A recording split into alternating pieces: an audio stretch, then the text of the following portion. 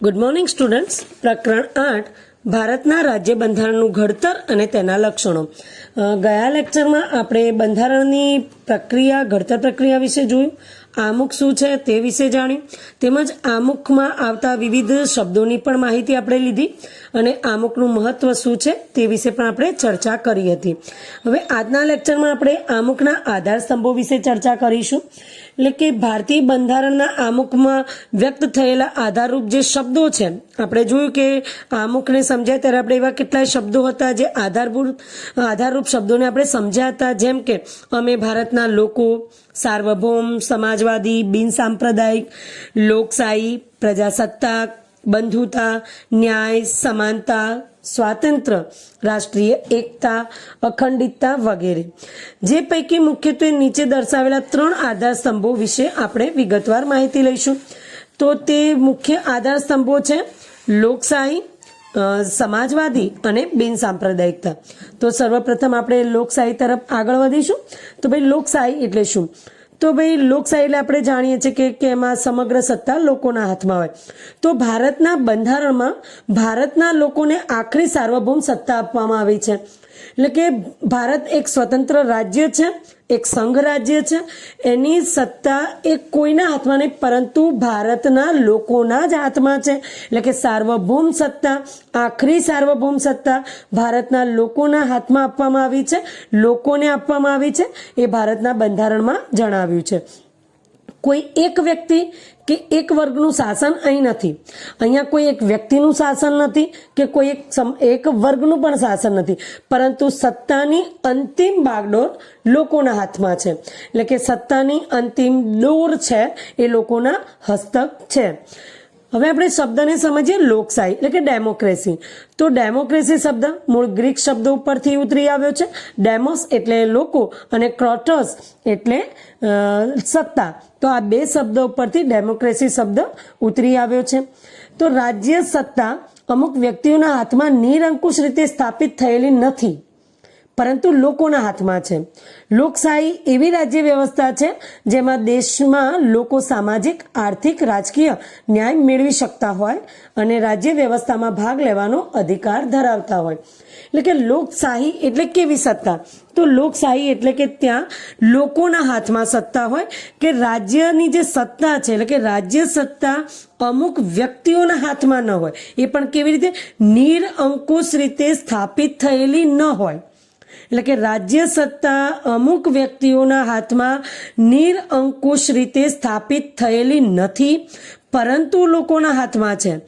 લોકશાહી એવી રાજ્ય વ્યવસ્થા છે કે જેમાં દેશના લોકો આર્થિક, સામાજિક, રાજકીય ન્યાય મેળવી શકતા હોય અને રાજ્ય વ્યવસ્થામાં ભાગ લેવાનો પણ અધિકાર ધરાવતા હોય.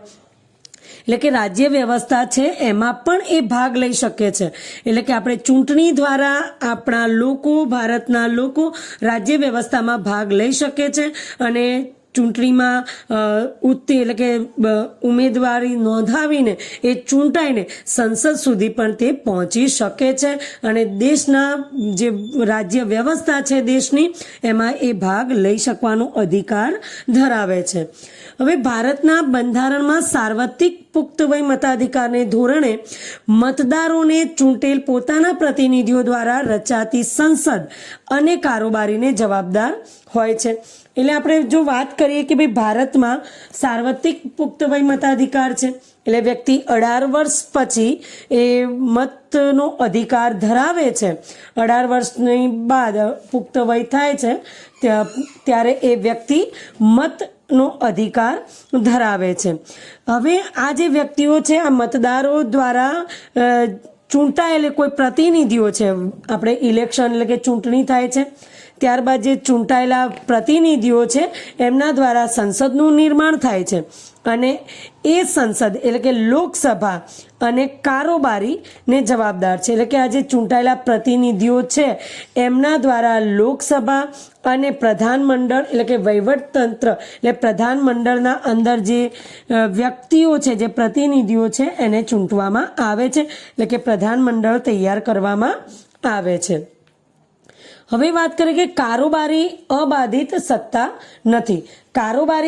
કારોબારીની જે સત્તા છે, જે વ્યક્તિઓ છે, એમાં જે જોવા મળતા પ્રતિનિધિઓ છે, તો એ અબાધિત સત્તા નથી. એનું નિયતપણે સમય મર્યાદા સુધી તેમની સત્તાનું સુકાન સોંપાય છે. એટલે કે એમનું ચોક્કસ સત્તા ભોગવવાનો સમય છે, એ ચોક્કસ સમય દરમિયાન સત્તા ભોગવે છે અને ત્યારબાદ એમને ત્યાંથી પોતાની સત્તામાંથી તેઓ બરતરફ થાય છે અને ફરીથી ચૂંટણી થાય છે અને નવા લોકો ત્યાં આવે છે. હા, જો એ વ્યક્તિ ફરીથી ચૂંટણીમાં ઊભા રહે છે, ઉમેદવારી નોંધાવે છે અને લોકોની પસંદગીથી ફરીથી ચૂંટાઈને આવે છે, તો ફરીથી પણ તે એ કામ એ પોતે સત્તા ભોગવી શકે છે. તો અહીં વાત કરી છે કે સંસદ એટલે કે લોકસભા અને કારોબારીને જવાબદાર છે. એટલે કે જે પ્રતિનિધિઓ દ્વારા રચાતી લોકસભા અને કારોબારીને જવાબદાર. તો ભાઈ કારોબારી શું છે? તો ભાઈ કારોબારીમાં પણ બે પ્રકારની છે, રાજકીય કારોબારી અને વહીવટી કારોબારી. તો રાજકીય કારોબારીમાં જે વ્યક્તિઓ છે, જેમ કે પ્રમુખ છે, ઉપપ્રમુખ છે, સભ્યો છે, તો એ રીતે. અને વહીવટી કારોબારી છે આપણા નેક્સ્ટ જે લેક્ચર છે, નેક્સ્ટ પ્રકરણ છે, તેમાં આવશે જ. તો આપણે એની વિગતવાર માહિતી એ ચેપ્ટરમાં લઈશું.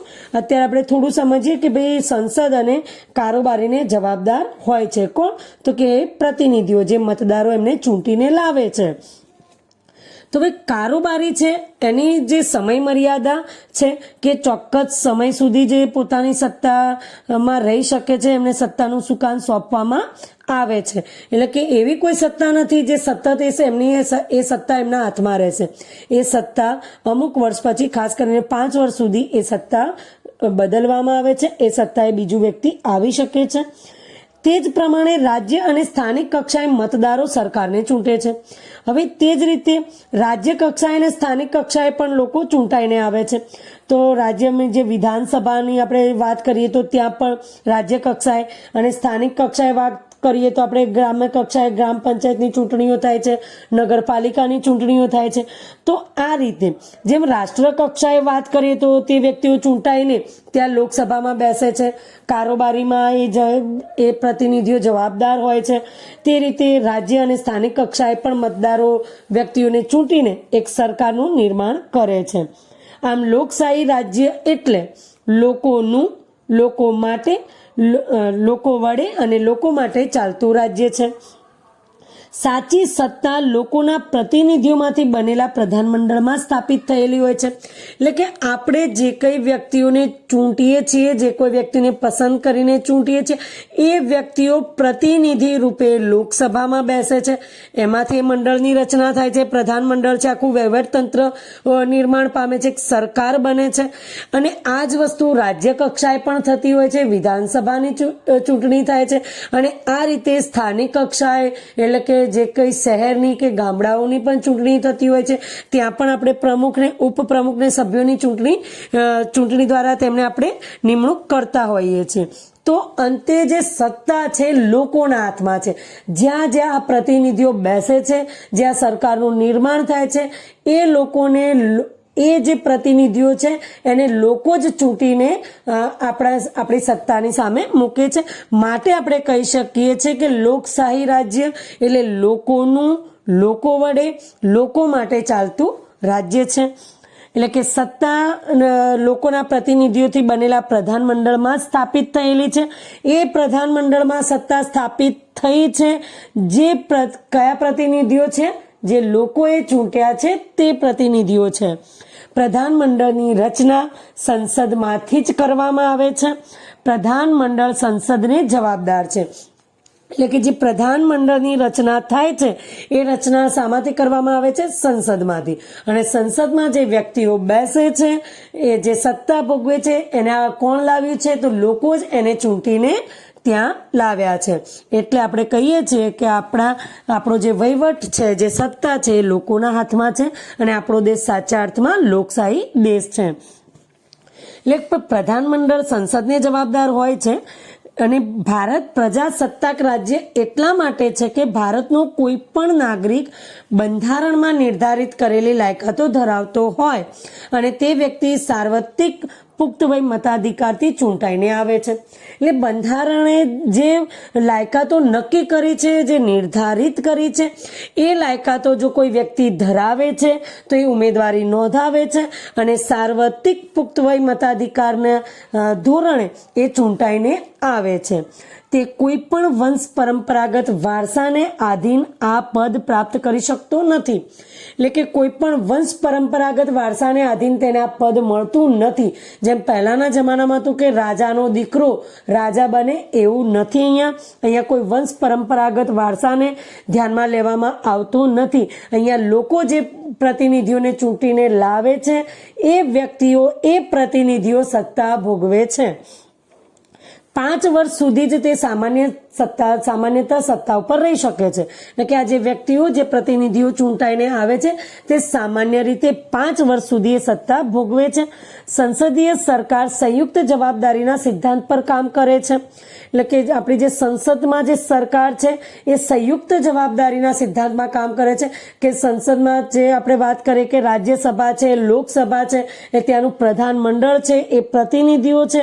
તે ઉપરાંત કેન્દ્ર સરકાર છે, ત્યાં એક રાજ્ય સરકાર સાથે કનેક્ટેડ છે. એટલે કે આ સમગ્ર જે સંસદીય સરકાર છે એ સંયુક્ત જવાબદારી છે બધા ભેગા મળીને એક જવાબદારીના સિદ્ધાંત પર કામ કરી રહ્યા છે, માટે આપણે એને જવાબદાર સરકાર પણ કહીએ છીએ. હવે ભારતની લોકશાહી સરકાર સ્વતંત્રતા, સમાનતા અને બંધુતાની ભાવનાને સ્વીકારે છે. એટલે કે ભારતની જે લોકશાહી સરકાર છે, જે લોકો દ્વારા બનેલી સરકાર છે, એ સ્વતંત્રતા, સમાનતા અને બંધુતા એટલે કે ભાઈચારાની ભાવનાનો સ્વીકાર કરે છે અને તે હેતુને પૂર્ણ કરવા માટે પ્રયત્નશીલ રહેશે એવી સ્પષ્ટતા પણ આમુખમાં કરવામાં આવી છે. એટલે કે ભારતની જે સરકાર છે, જે લોકશાહી સરકાર છે, જે લોકો દ્વારા બનેલી સરકાર છે, એ સરકાર સ્વતંત્રતા, દરેક વ્યક્તિને સ્વતંત્રતા હશે, તેના હકોને ભોગવવાની સ્વતંત્રતા હોય છે. એ અમુક એની ચોક્કસ મર્યાદાઓ નક્કી કરવામાં આવી છે, જે આપણા આગળના પ્રકરણમાં છે જ. એ સ્વતંત્રતા, સમાનતા અને ભાઈચારાની ભાવનાનો સ્વીકાર કરીને એ હેતુને પૂર્ણ કરવા માટે આ સરકાર સંપૂર્ણપણે પ્રયત્ન કરશે એવી સ્પષ્ટતા આમુખમાં કરવામાં આવેલી છે. બંધારણના ઘડવૈયાઓએ ભારતના લોકોને, આપણા જે બંધારણના ઘડવૈયાઓ છે એને ભારતના લોકોને સાર્વત્રિક પુખ્ત વય મતાધિકારનો હક આપીને હિંમતપૂર્વકની શ્રદ્ધા મૂકી છે. એટલે આપણા ઘડવૈયાઓનું જે માનસ છે, આપણે આગળના લેક્ચરમાં જોઈ ગયા કે એમને જે આપણને અધિકારો આપ્યા છે, એમાંનો એક આપણો અધિકાર સાર્વત્રિક પુખ્ત વય મતાધિકાર, એ અધિકાર આપીને એક હિંમતપૂર્વકની શ્રદ્ધા મૂકી છે. એમને ભારતના નાગરિકને અધિકાર આપીને એક હિંમતપૂર્વકની શ્રદ્ધા એટલે કે એક વિશ્વાસ અપાવ્યો છે કે અહીં વ્યક્તિ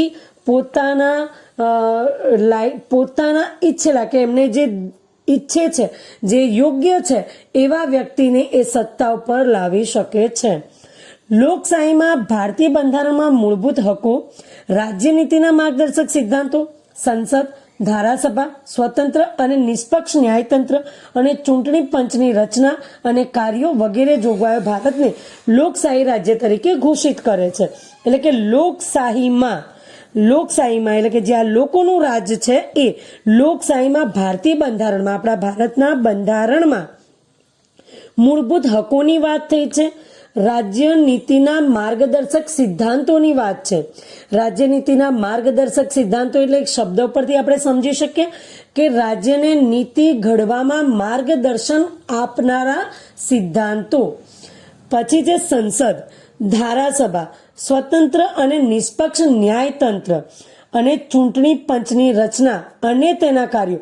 આ બધી જોગવાઈ એ ભારતને લોકશાહી રાજ્ય હોય તે ઘોષિત કરે છે, તે સાબિત કરે છે કે ભારત એક લોકશાહી રાજ્ય છે. સાર્વત્રિક પુખ્ત વય મતાધિકાર એટલે કે કોઈ પણ જાતિ, જ્ઞાતિ, ધર્મ, ભાષા, લિંગ, શિક્ષણ, આવક કે જન્મસ્થાનના ભેદભાવ કર્યા વિના, કોઈ પણ પ્રકારના ભેદભાવ કર્યા વિના 18 વર્ષ કે તેથી વધારે ઉંમરના ભારતના કોઈ પણ નાગરિકને મત આપવાનો અધિકાર છે. જો કે મતદાર યાદીમાં નાગરિકના નામની નોંધણી આવશ્યક છે. દરેક વ્યક્તિ જે 18 વર્ષ કે તેથી વધુ ઉંમર ધરાવે છે તે વ્યક્તિને મત આપવાનો અધિકાર છે, પરંતુ મતદાર યાદીમાં નાગરિકના નામની નોંધણી થવી જરૂરી છે. અને સાર્વત્રિક પુખ્ત વય મતાધિકાર એટલે કે જાતિ, જ્ઞાતિ કે ધર્મ, ભાષા, લિંગ, શિક્ષણ, આવક કે જન્મસ્થાનના કોઈ પણ ભેદભાવ વગર 18 વર્ષ કે તેથી વધુ ઉંમરનો વ્યક્તિ મત આપવાનો અધિકાર ધરાવે છે. તો અહીં આપણે લોકશાહી શું છે, ભારતમાં લોકશાહીનું મહત્વ અને ભારત સાચા અર્થમાં લોકશાહી ધરાવતો દેશ છે એ આપણે આ ચર્ચા ઉપરથી સમજીએ છીએ. હવે જોઈએ સમાજવાદી એટલે શું? તો સમાજવાદી એટલે કે સમાજના ઉદ્ધારના સિદ્ધાંતમાં માનનારા, એટલે કે સમાજના ઉદ્ધારના સિદ્ધાંતો ધરાવતા વ્યક્તિઓના વિચારો. તો અહીંયા એક સમાજવાદી શબ્દ છે કે સમાજના ઉદ્ધારની વાત છે. આ શબ્દ જાણીએ તો ભારતમાં 1976માં કટોકટીના શાસન દરમિયાન બંધારણના 42માં સુધારા દ્વારા આમુખમાં આ શબ્દ ઉમેરવામાં આવ્યો હતો, સમાજવાદી. તો સમાજવાદી શબ્દ 1976માં કટોકટીના શાસન દરમિયાન 42માં સુધારા દ્વારા ઉમેરવામાં આવ્યો હતો. ભારતીય બંધારણની મોટા ભાગની જોગવાઈઓ પ્રત્યક્ષ કે પરોક્ષ રૂપે સામાજિક ક્રાંતિ દ્વારા સામાજિક અને આર્થિક સમાનતા સાધીને કલ્યાણ રાજ સ્થાપવાનો મૂળ ઉદ્દેશ્ય છે. હવે આપણે જોઈએ કે ભારતના બંધારણની વાત કરીએ, જે કંઈ બી જોગવાઈઓ ભારતના બંધારણમાં કરવામાં આવેલી છે, તો ભારતના બંધારણની જે મોટા ભાગની જોગવાઈઓ છે એ પ્રત્યક્ષ રૂપે કે પરોક્ષ રૂપે સામાજિક ક્રાંતિ દ્વારા સમાજમાં વિવિધ પ્રકારના પરિવર્તનો લાવવા માટે જે પ્રયત્નો કરવામાં આવેલા છે તે એટલે કે સામાજિક ક્રાંતિ દ્વારા સામાજિક અને આર્થિક સમાનતા સાધીને, ફક્ત સામાજિક સમાનતા નહીં પણ આર્થિક સમાનતા. તો આર્થિક સમાનતા સ્થાપી એટલે કે લોકોનું જીવન ધોરણ પણ ઊંચું આવવું, લોકોની જે પ્રાથમિક જરૂરિયાતો છે, પહેલાના જમાનાની આપણે વાત કરીએ, બહુ પહેલા કે જીવન જરૂરિયાતની વસ્તુઓની વાત કરીએ કે પ્રાથમિક જરૂરિયાતોની વાત કરીએ તો રોટી, કપડાં और મકાન આટલી વસ્તુને ગણવામાં આવતું કે ભોજન, રહેઠાણ અને કપડાં, આ વ્યક્તિની આ 3 જરૂરિયાતો હતી. પરંતુ સમય જતાં આપણે આ પ્રાથમિક જરૂરિયાતોમાં વધારો કર્યો, એમાં આવ્યું શિક્ષણ અને આરોગ્ય. તો રોટી, કપડાં, મકાન, શિક્ષણ અને આરોગ્ય, તો આ દરેક નાગરિકની પ્રાથમિક જરૂરિયાત છે. ખોરાક, રહેઠાણ, કપડાં, શિક્ષણ અને આરોગ્ય જો આ વ્યક્તિને યોગ્ય પ્રમાણમાં મળે છે તો એ વ્યક્તિનું જીવન ધોરણ ઊંચું છે એમ કહી શકાય. અને જીવન ધોરણ ઊંચું લાવવા માટે આર્થિક અને સામાજિક સમાનતા પણ જરૂરી છે. ભારત અત્યારે વિકાસ કરી રહ્યો છે, બરાબર, કે વિકાસશીલ દેશ છે, વિકસિત દેશ નથી. તો વિકાસશીલ દેશ માટે જરૂરી છે કે ભારતના નાગરિકોનું જીવન ધોરણ ઊંચું આવે, અને જીવન ધોરણ ઊંચું લાવવા માટે સામાજિક અને આર્થિક સમાનતા સ્થાપવી જરૂરી છે, જેની વાત બંધારણમાં કરવામાં આવેલી છે.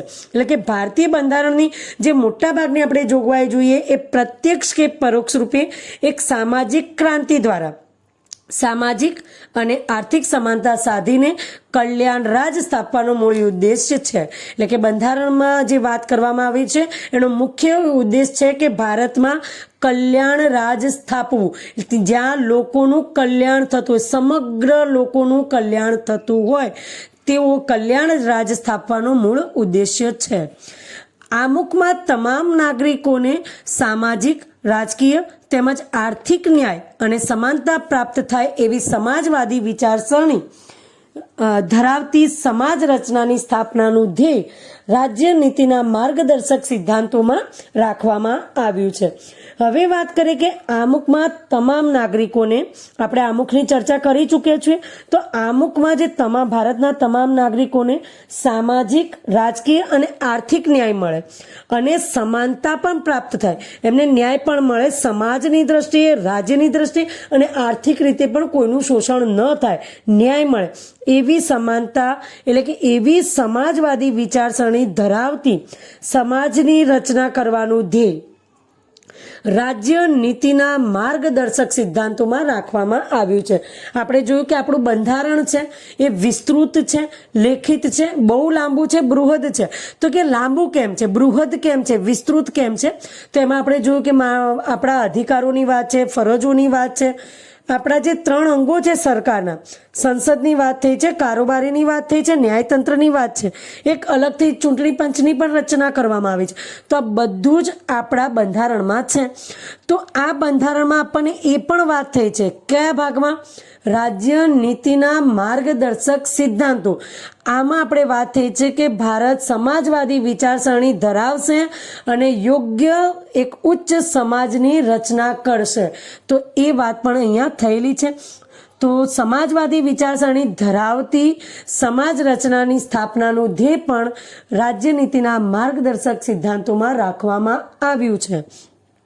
હવે સમાજવાદી સમાજ રચનામાં રાષ્ટ્રીય સંસાધનોની ન્યાયયુક્ત વહેંચણી.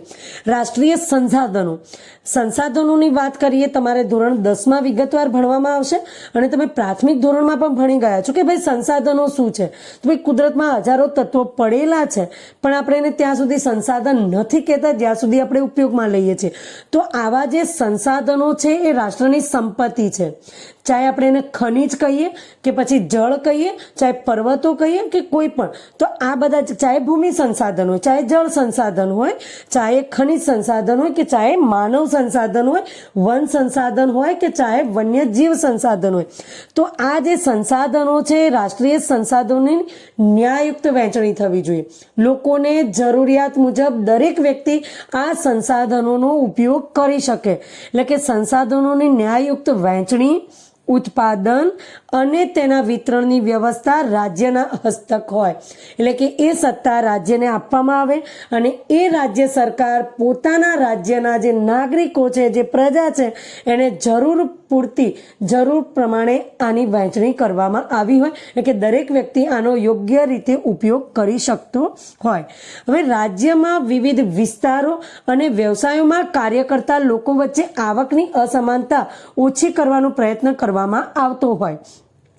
અહીંયા એવી કેટલી વાતો છે, કેટલાય એવા સિદ્ધાંતો છે જેને રાજ્યનીતિના માર્ગદર્શક સિદ્ધાંતોમાં ઉમેરવામાં આવ્યા છે, કહેવામાં આવ્યા છે.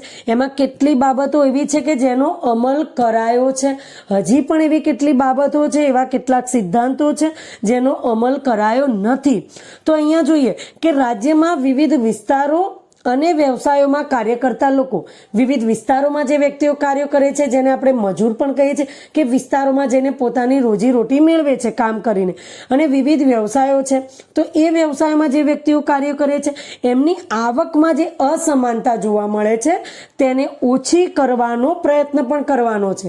એમની આવકમાં અસમાનતા ન હોવી જોઈએ, એક સમાનતા હોવી જોઈએ કે બંનેની આવકમાં થોડો ફરક હોય ચાલે, પણ આવકમાં વધુ ફરક હોવો ન જોઈએ.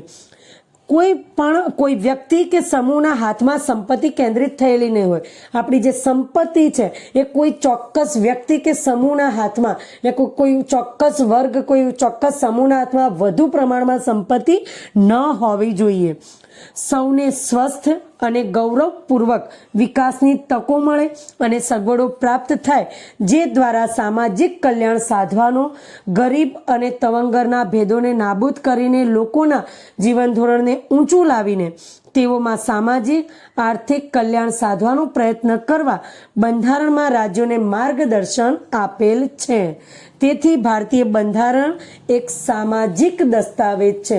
એટલે ભારતના બંધારણને સામાજિક દસ્તાવેજ પણ કહેવામાં આવે છે, કારણ કે તેમાં સમાજવાદી વિચારધારાને વાત કરવામાં આવી છે કે સમાજવાદી વિચારસરણી ધરાવવાની છે અને એ સમાજવાદી વિચારસરણી દ્વારા એક ઉચ્ચ સમાજની રચના કરવાનો ધ્યેય છે અને સમાજમાં રહેતા દરેક લોકોને ન્યાય મળે, સંસાધનોની ન્યાયયુત વહેંચણી થાય, ઉત્પાદન અને વિતરણની વ્યવસ્થા યોગ્ય રીતે થાય, તેમજ વિવિધ વિસ્તારો અને વ્યવસાયોમાં કામ કરતા લોકોની આવકમાં અસમાનતા છે એને દૂર કરવાનો પ્રયત્ન કરવો, તેમજ કોઈ ચોક્કસ વ્યક્તિના હાથમાં કે કોઈ ચોક્કસ સમૂહના હાથમાં સંપત્તિ ન હોય અને લોકો સ્વસ્થ અને ગૌરવપૂર્વક પોતાનો વિકાસ સાધી શકે તેવી તક એમને મળવી જોઈએ, તેવી સગવડ એમને પ્રાપ્ત કરવી જોઈએ અને ગરીબ અને અમીર, ગરીબ અને તવંગરના ભેદ દૂર કરવા અને લોકોનું જીવન ધોરણ ઊંચું આવે એ જ સામાજિક અને આર્થિક કલ્યાણ સાધવાનો પ્રયત્ન આપણા બંધારણના રાજ્યોને માર્ગદર્શન આપે છે. આપણા બંધારણમાં આપવામાં આવ્યો છે જે રાજ્યોને, જે રાજ્ય સરકારને માર્ગદર્શન આપે છે. માટે જ ભારતીય બંધારણ એક સામાજિક દસ્તાવેજ છે એમ આપણે કહી શકીએ છીએ. હવે આપણે જોઈએ બિન સાંપ્રદાયિકતા. એ શબ્દો પરથી જ આપણે સમજી શકીએ છીએ કે આ શબ્દનો અર્થ શું થાય છે. તો 1976માં 42માં સુધારામાં જો સમાજવાદી શબ્દ ઉમેરવામાં આવ્યો તો સાથે સાથે બિન સાંપ્રદાયિક શબ્દ પણ ઉમેરવામાં આવ્યો હતો. તો 1976ના 42માં બંધારણીય સુધારામાંથી આમુખમાં બિન સાંપ્રદાયિક શબ્દ ઉમેરવામાં આવ્યો છે. ભારત એક ધર્મ નિરપેક્ષ અને બિન સાંપ્રદાયિક રાજ્ય છે. તમે ક્યાંક અવારનવાર આ શબ્દ સાંભળ્યો છે. ભારતને એક રાજ્ય તરીકે ઉલ્લેખ કરવામાં આવ્યો છે. ભારત માટે દેશ શબ્દ વાપરવામાં નથી આવતો. ભારત એક સંઘ રાજ્ય છે જે અલગ અલગ એકમ એટલે કે ઘટકો દ્વારા, ઘટક રાજ્યો દ્વારા બનેલું એક સંઘ રાજ્ય છે. તો ભારત એક ધર્મ નિરપેક્ષ અને બિન સાંપ્રદાયિક રાજ્ય છે. ભારત સંઘ રાજ્ય કહેવાય છે જે વિવિધ ઘટકોથી બનેલું રાજ્ય છે, એક સંઘ રાજ્ય છે. બંધારણીય જોગવાઈ મુજબ ભારત ધાર્મિક રાજ્ય બની શકે નહીં. બંધારણમાં જોગવાઈ કરવામાં આવેલી છે કે ભારત કોઈ એક ધર્મને અનુસરશે નહીં, કોઈ એક ધાર્મિક રાજ્ય બની શકશે નહીં. ભારતના રાજ્યોને પોતાનો કોઈ ધર્મ નથી. ભારતના જે રાજ્યો છે એનો પોતાનો સ્વતંત્ર કોઈ ધર્મ છે નહીં. તેથી ધર્મની બાબતમાં રાજ્ય કોઈ દખલગીરી કરશે નહીં. એટલે કે કોઈ પણ એક ધર્મને લઈને દખલગીરી કરશે નહીં. તેથી રાજ્ય કોઈ પણ ધાર્મિક પ્રવૃત્તિને ટેકો નહીં આપે. કોઈ પણ એક ધર્મની એવી કોઈ પ્રવૃત્તિને રાજ્ય ટેકો આપી શકશે નહીં. રાજ્ય કોઈ પણ બિન સાંપ્રદાયિક પ્રવૃત્તિ સાથે ધર્મને જોડી શકશે નહીં. રાજ્ય કોઈ પણ એવી પ્રવૃત્તિઓ છે જે બિન સાંપ્રદાયિક છે, જે ધર્મ સાથે નથી જોડાયેલી, એવી પ્રવૃત્તિઓને ધર્મ સાથે જોડશે નહીં. ચાહે કોઈ પણ બાબત હોઈ શકે. દેશના કોઈ પણ નાગરિકને પોતાની ઈચ્છા અનુસાર ગમે તે ધર્મ પાળવાની સ્વતંત્રતા આપવામાં આવી છે. એટલે કે ભારત દેશમાં રહેનાર વ્યક્તિ પોતાની ઈચ્છા અનુસાર, એની ઈચ્છા અનુસાર તે ધર્મ પાળી શકશે. એ સ્વતંત્રતા ભારતના બંધારણમાં ભારતના નાગરિકને આપવામાં આવી છે. રાજ્ય ધર્મ કે સંપ્રદાયના નામે કોઈ પણ નાગરિક પ્રત્યે પક્ષપાત કે ભેદભાવ રાખી શકશે નહીં. એટલે કે ભારતના બંધારણમાં કહેવામાં આવ્યું છે કે રાજ્ય કોઈ પણ, એટલે કે આપણા દેશની વાત છે કે ભારત એક સંઘ રાજ્ય છે, તો આ રાજ્ય ધર્મ કે સંપ્રદાયના નામે કોઈ પણ નાગરિક પ્રત્યે ભેદભાવ રાખી શકશે નહીં કે પક્ષપાત કરી શકશે નહીં. તેને જાહેર નોકરી તેમજ રાજકીય અધિકારો ભોગવવાની સમાન તક પૂરી પાડવામાં આવે છે. આ જે હક છે એના આપણે આગળ જે આપણું ચેપ્ટર છે પ્રકરણ 9 એમાં આપણે વિગતવાર આની માહિતી આપેલી છે. એટલે અત્યારે આપણે આમાં બહુ ટૂંકમાં સમજીને આગળ વધીશું, કારણ કે સ્વતંત્રતાના અધિકાર વિશે આપણા નેક્સ્ટ પ્રકરણમાં વિગતવાર માહિતી આપેલી જ છે. તો અહીં ભારતના નાગરિકને તેના ઈચ્છા અનુસાર ધર્મ પાળવાની સ્વતંત્રતા છે. રાજ્ય કોઈ પણ ધર્મના નામે કોઈ પણ નાગરિક સાથે ભેદભાવ નહીં કરી શકે, પક્ષપાત નહીં રાખી શકે અને જાહેર નોકરી તેમજ રાજકીય અધિકારો ભોગવવાની દરેકને સમાન તક પૂરી પાડવામાં આવશે. અને આ રીતે બિન સાંપ્રદાયિકતા એ ભારતના બંધારણનું મૂળ તત્વ છે, લોકશાહીનું અનિવાર્ય લક્ષણ છે. જો આપણો દેશ આપણે કહીએ છીએ કે લોકશાહી છે, તો લોકશાહીનું જો અનિવાર્ય કોઈ તત્વ છે તો તે બિન સાંપ્રદાયિકતા છે. કોઈ એક જ ધર્મને મહત્વ ન આપવું, ભારતમાં રહેતા દરેક નાગરિકને એની ઈચ્છા અનુસાર ધર્મ પાળવાની સત્તા છે, સ્વતંત્રતા છે અને એ પ્રમાણે એ દરેક નાગરિકને તેના મૂળભૂત અધિકારો આપવામાં આવેલા છે અને એ લોકશાહીનું અનિવાર્ય લક્ષણ બન્યું છે, તે છે બિન સાંપ્રદાયિકતા. હવે સર્વધર્મ સમદ્રષ્ટિ અને સર્વધર્મ સમભાવ. સર્વધર્મ સમદ્રષ્ટિ એટલે કે દરેક ધર્મને બધા ધર્મ પ્રત્યે સમાન દ્રષ્ટિ રાખવી. સર્વધર્મ સમભાવ બધા ધર્મ પ્રત્યે સમાન ભાવ રાખવો. આ સિદ્ધાંતને વરેલ ભારતીય બંધારણમાં કોઈ ધર્મને રાજ્યમાં ઉત્તેજન આપવામાં નહીં આવે.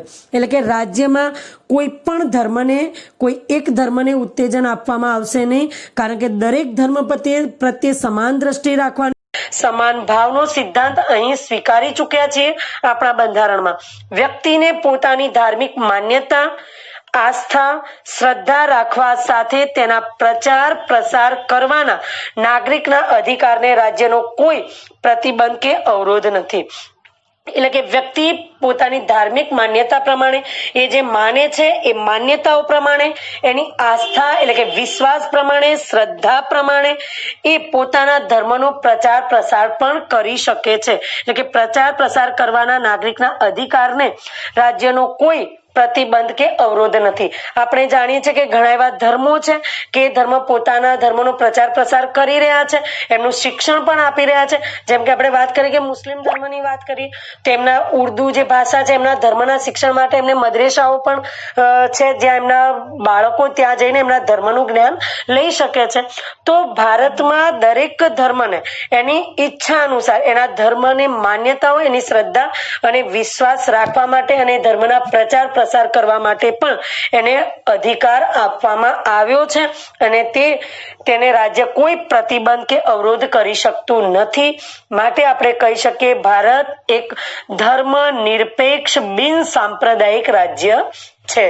તો અહીં આપણે આમુખના જે 3 આધાર સ્તંભો છે, લોકશાહી, સમાજવાદી અને બિન સાંપ્રદાયિકતા, તે વિગતવાર આપણે જોઈ ચૂક્યા છે.